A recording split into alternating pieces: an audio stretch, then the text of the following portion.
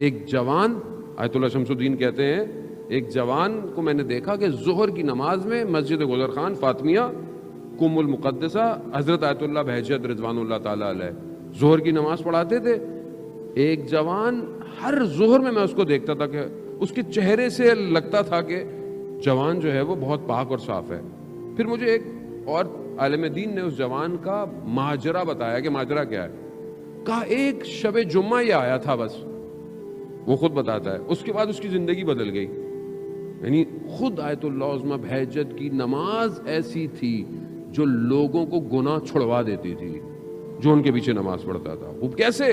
خاشیت YouTube پر ہے، آپ دیکھیں نماز، سجدے کے اندر کیسے چیختے ہیں، کیسے گریہ کر رہے ہیں، جیسے خدا کے سامنے حاضر ہے.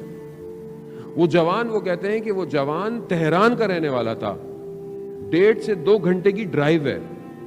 ہر روز وہ آتا تھا ظہر کی نماز پڑھنے، ہر روز.